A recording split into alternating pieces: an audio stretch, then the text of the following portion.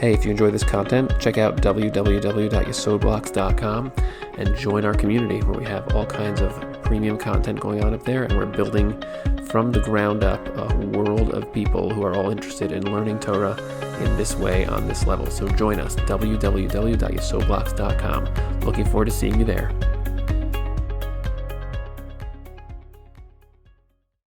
Okay, folks, welcome back to the Nefesh HaChaim video and audio podcast. So we're in the middle of Shar Aleph, Perek Yud Aleph, and this entire section is still discussing the whole. All of Shar Aleph really focuses on the layering of existence, as opposed to Shar Beis, which is kind of like mainly focused on the concept of tefillah, and then Shar Gimel, which is really talking a lot more about Hashem directly, as much as it's possible to do. It's a very heavy Shar over there. Shar Aleph is mainly focused on the layers of the physical world and how they kind of are extensions or expressions of deeper and deeper layers underlying them, which the word for that is the word hishtalshelus. And that's essentially a very central concept to understand. And the reason why is because it sort of gives context for who you are, where you are, like where we find ourselves, because our behaviors essentially resonate through the entire system of layers, and that's what the entire Shar is about in terms of our ability to change things and impact what's going on in the world and in the universe. So, and the universe here includes not just the very far away places in space. We're talking more in terms of the underlying roots and the cores of existence. So, if you look where we're right over here. If you're watching this on YouTube, then you know what I'm talking about. If you're listening, then we're in the middle of Shar Aleph, Perek Yud Aleph. The paragraph starts Vayein be HaChaim, which is one of the Arizal's writings. And what we had just said in the first half in the previous episode was focused primarily on the relationship between Malachim, which are the fragments of consciousness that are essentially formatting and forming really all of the layers of existence. And then the only thing about them is that they have a very fixed amount of awareness of Hashem, and so they actually can't really make any changes in the system on their own. We have a much more closed off awareness of Hashem, so it's a deeper or stronger amount of what's called tzimtzum, where Hashem's presence is actually blocked off from us. And so we actually, that distance between us and Hashem, or that perceived distance, makes us actually have the ability to make choices and then to change, and you can choose to be different than what you are now. That's the power of evolution and growth that human beings have, and Malachim don't have that. They each have a particular purpose and mission, and they have exactly the amount of understanding and awareness to achieve that. And then we actually can sort of move them around using our fluctuating awareness. Our fluctuating consciousness has an impact on the totality of existence. So, and through them, essentially, we can actually move and manipulate Malachim in a certain way, just like Hashem does that. And Malachim are extensions of Hashem's will. They're fragments of Hashem's will, little sparks of His will that actually comprise all of existence. And we also are parallel to Hashem in that we also can impact and change the orientation, structures, relationships of Malachim in existence. So, the main focus here in Perek Yud Aleph is talking about when we say Kedusha down below, when we say in Tefillah, so we say this phrase where we're trying to say that Hashem is Kadosh, we're actually being Mekadesh Hashem when we do that. And so the act of doing that actually activates the Malachim up above to do the same thing. And so that's really what this section is about, the way that we actually are the triggers for the Malachim throughout existence to sort of reflect Hashem's presence. It's almost like a refreshing. In other words, like think of it as exactly what we just said a minute ago. It's like Malachim have a fixed amount of awareness of Hashem, and they have a mission that they're on. And then when we expand our own experiential knowledge of Hashem by doing this Kedusha process, so we flood the entire system with more awareness of Hashem, which then sort of think of it as like a magnetic charge, which sort of like floods through, and then all the different relevant objects can kind of turn to all face the same direction. And so you can think of it as all of existence follows us and then turns towards Hashem and mirrors us and says also that Hashem is Kadosh. So that's what we have over here in letter Dalet, over here, this little sub-paragraph. Vayein be HaChaim b'chol Perek Gimel. Mishar Chazaras Ha'amida. Mevor Hashem explains there, Kavanas Inyan Amiras HaKedusha, the idea of saying Kedusha. We actually did this part last time, I'm sorry. This is talking about how there's a minhag custom for us to raise ourselves up when we say Kedusha. If you go to the next paragraph, V'ilu hayu kol Yisrael misof ha'olam v'ad sof ha'shotkim chas v'shalom. If Bnei Yisrael, if all of Bnei Yisrael would all suddenly be silent all at once, all of Bnei Yisrael all across the entire world would all be silent, God forbid, milomar kedusha, from saying kedusha, what would happen then? Mimele v'echreach hayugam hema nishtakim milaktish kedushasam. So all of the malachim would then also be silent, and then there would no longer be any any waves of kedoshifying. That's not really a word, but of saying kedusha in the system, that would all cease. Now I'm not sure how that works out logistically. People all over the world, there's a lot of Jewish people everywhere, so obviously right now this is being recorded during the coronavirus pandemic, so I'm not sure how many people are saying kedusha on a given day, given that there's a lot of various lockdowns and restrictions. But the point here is that that's some kind of a limitation in the system, that since we're not activating it, so then it actually leads to a reduction of Hashem ripple effect awareness throughout all of existence. Not sure what that, and we'll have to see what that actually means practically, what that does to the world, but he's just making that point now in terms of the cause and effect dynamic. Ve'em bazor balak koftarim beis, this pasuk that he quotes, ve'omdam tirpena kanfehem. This is a pasuk from Yechezkel, that when they stand, their wings will become weakened. So what does it mean? So it says Ritzon Lomar, it means to say, Kashe Yisrael lamata omdim. So this word be'omdam, he says it means, referring to Bnei Yisrael, when they are standing, shotkim, quietly, then the wings of the Malachim above are silenced. Because the way that Malachim say Kedusha is also with their wings. Now, if you learned anything about in Sefer Yechezkel ever, or if you've learned anything about Malachim in other contexts, then you're familiar with this idea that Malachim have wings, and they have maybe 6 wings, a few different kinds of wings. And the idea here that's being said is that the Malachim use those wings to actually say Kedusha. So that important detail here for us, at least for now, is to understand that wings for Malachim they're not birds. These are not creatures that are just flying around. They're not even physically formed, because Malachim are actually the underlying tools that Hashem uses to translate His consciousness into the physical world that you experience. So they exist on all layers of being that are intangible. So the question is, what are these wings? And so it sounds like these wings are actually the form of expression that Malachim use to essentially articulate themselves, but not in a verbal articulation. It's that the activity, the dynamic of the Malachim is increased and expanded, almost like their vibrations are increased when they are activated by us saying Kadosh, Kadosh, Kadosh. So then their wings flap more and expressing the same concept as what it is that we are saying. It's what it sounds like over here, which is, if you're familiar with any there's some modern theories of physics that describe that all the base particles of existence, or the root of all of them, are in the state of vibration. So that could be a similar analogy to this idea that these wings are vibrating, and that's essentially how they're expressing this concept of Kedusha. Just like Chazal, the sages in the Talmud and the Gemara say in Masech Chagiga, there's like a contradiction in psukim, in verses there in the Gemara quotes. And the Gemara then says, the Gemara gives an answer and says, well, the answer was that some of these Malachim, they got quieter after the Beis HaMikdash was destroyed, the temple was destroyed. So there was a quieting of the Malachim. So the Gemara asks, well, which ones were the ones that were quiet? Which wings, which Malachim? Amar Bichanina Amarav, Osan She'omros Bahen Shira. It's the wings that they use to say Shira, that these Malachim are using to say praise of Hashem, that's to sing to Hashem, which seems to include this concept of saying Kadosh Kadosh, perhaps. That's what it sounds like the Nefesh HaChaim is saying here. And so one set of wings was used for saying Shira, which essentially is what we were just saying a second ago. And so the Gemara here is referencing that was reduced when the Beis HaMikdash was also gone. There's also a reference to the noise of the Malachim. El Shasham Pirish Kanfeim Lashon Knufia. There it has a different explanation of what Kanfeim means.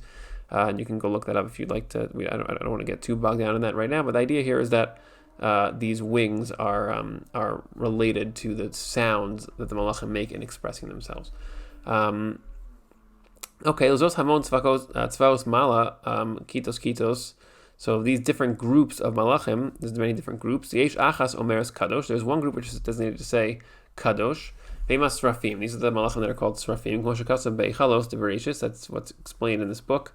Sefer Eichalos de Bereshis, Upikude Beichal Tanyana, Sham Mem Beis Amar Aleph, Sham Reish Mem Zayin Sof Amar Aleph, Chamosh Kasov also in Yeshaya. So this is all sources that describe how the group of Malachim, the type of Malachim that say Kadosh, Kadosh, Kadosh, are called Srafim. And you could think of that as the flaming angels from the word saraf. They're so, maybe that's what the word means, they're so intensely intangible, they can literally burn the more physical sides of existence because they're so intense. They're much closer to the source of existence, so they have a much higher intensity. The light is less blocked where they exist. I'm just sort of thinking out loud when you just read that, and the kinds of thoughts you could think when you read that word. Sarfim Amdim Imalo, so it says that Sarfim stand above them, above him. V'kara Ze'el Zeh ve'amar Kadosh, and then they said Kadosh to each other. And then Vashenis Leumasam, another group that's opposite them, Mishabchem ve'omrim Baruch, they say back Baruch, Kavod Hashem Mimkomo, which is all part of the Kedusha that we say whenever we engage in the process of Kedusha during Tefillah. V'hema Ofanim v'chayos K'moshe Shamru Chazal. These are these two different groups of Malachim. So this second group that says Baruch is the Ofanim B'chayos HaKodesh. As the Gemara says, Veika Baruch Baruch Ofanim Hu Damrile. That the ones who say Baruch are the Ofanim. We actually say this, that each group it speaks and expresses itself according to its particular layer of existence in the olamos. So you can think of it as the particular rate of vibration, of expression, will vary depending on where you are inside the system. And since if you are a malach, you have a fixed position in the system, then you have a particular way that you express yourself. Now, of course, an interesting question here to think about is, well, what about, like, if we assume that the particular form of expression is a function of your location in the system, and that you're not really saying the words if you're a malach, you're vibrating some kind of frequency that is expressing this idea. So then the question is, well, why the words that we say, kadosh, kadosh, kadosh, so the vibrating frequency expression of that of the serafim, so what about that particular layer of existence is related to that statement? That's something to think about there. And then sort of on the same page, obviously, is then the Ofanim Chayos level of existence where they operate. So what does that have to do with the phrase Baruch Kivod Hashem Mimkomo that we say? In other words, we speak those words, they somehow vibrate them out into existence through their wings. So what is the relationship between those words and those particular layers of the Olamos, the particular layers of existence? But the point here that he's saying is this is why we say it the way we say it. And Shekol Kas Mekadesh Kefi Mekora Veshar Shabeh Olamos, each group says it according to their root, according to their placement inside the layers of existence, the olamos. Aval Yisrael Kavutze Mata, Bnei Yisrael, that we are the group that is down below. Omrim Shnehem Kadosh uBaruch. We have to say both Kadosh and Baruch. Liosam Kolim Kolam Mekoros VeAshar Hashem Yachad, because we have to actually we have to include all the different roots and sources all into one. In other words, if we're triggering the totality of the system, we have to be plugged into all of it. So we have the ability to vibrate through every layer of existence as a result. This is also why there's this concept of something called Perek Shira, where you essentially it's this long piece that's written to relate to and express all these different creatures in existence, how they all essentially sing to Hashem. And so there's a minhag to say and to read Perek Shira.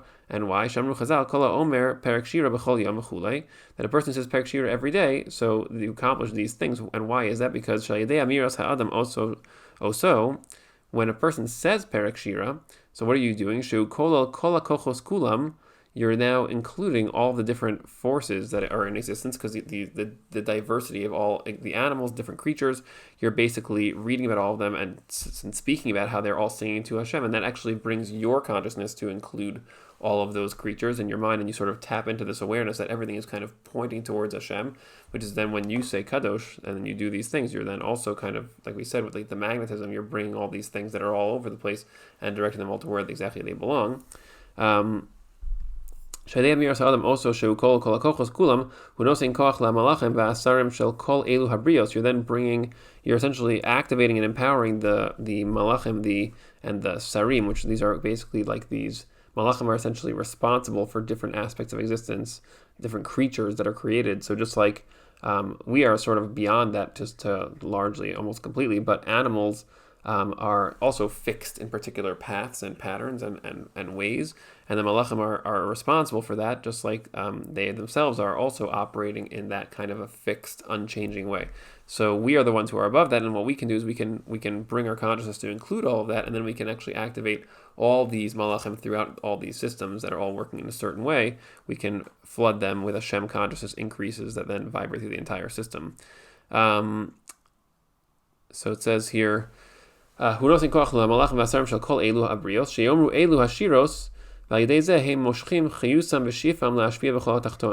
say those shiros, it then brings more divine life force, and like we said, it floods Hashem consciousness, which is literally the meaning of the divine life force, into all of the layers of existence. And so that's just another source material. So the basic idea of this whole parak, as we said, you have the ability to change and impact existence. Now you might say, like, what difference does this make if we can change the Malachim or impact them up above? But you can think of it as, even when you're just talking to a friend of yours and you make them laugh. So you think of it as, well, what's happening is there's me and my friend and I'm making him laugh. And so I'm here, he's over there, and now he's just laughing because I shared something. But in truth, there's a whole process of transference in which you say words. And first of all, those words, you are the neshama, the consciousness, and then you're translating yourself into thoughts and then feelings and then ideas, thoughts, feelings, and then actual words. That now what those things do is that those words are actually just vibrations of the air, which now go into your friend's eardrum, and it unpacks those vibrations, turns them back into words again after being vibrations, and then unpacks the sounds, and then analyzes the sounds in your mind and unpacks the meaning and the associated feelings that go with that meaning. And then since it was something which made you laugh, so it's obviously a joke, let's say, and then the meaning of the comment is now understood in its joking form, and that goes deeper to your level of thought because your thought is now kind of pondering the comments. You can actually experience the wackiness that makes it funny, and all of that ultimately is all being watched and perceived by you, the self that is behind all of that. Think of that as like that's you, the self, are the one watching this whole thing unfold through the system that is your body and your mind and all these tools, and all of that process allows you to now feel like to experience yourself as more connected to your friend because you have shared this experience. But if you think about that just in terms of the relational structural mechanics of that, it's like there's you and there's the other self. And for those who are listening, and they can't see this, but there's just you're opposite each other. And there's a whole series of stages that are all part of the mechanics of existence that you're using to basically almost like email yourself, across your consciousness, across this vast divide to connect to the other person's consciousness using all of these intermediary stages to actually create that connection. And so we think of it as just like, well, I'm here and you're here and we're just sharing something together. But in fact, there's all these layers in between, and those layers are all Malachim. In other words, what you're doing is you're basically creating vibrations in the system, literally even, I think actual physical vibrations for the sound effects at least. And that is what allows for this connection between your consciousness and the other person's consciousness. And so that's already like a little bit of a taste of what it means to actually impact. In other words, like when we say you can impact the entire system, so you're right now locally impacting the system in order to impact your friend, to connect to your friend's consciousness. And so that's already, you're doing that through the system. And you'll notice that's one tiny example. It takes place over a span of 5 seconds, but we're constantly doing that with each other and with everything around us. I mean, we're always in a dance of interaction with everything around us. And, every second you're experiencing, giving and taking, receiving and transmitting of yourself into the world. And that's essentially what we're talking about here when we talk about this radiating, this resonating dynamic that we have with all of existence, with all the Malachim. Okay, so that's basically Parak Yud Aleph, and I hope that was relatively clear. And we will meet again at Parak Yud Beis next week. Hope you enjoyed that.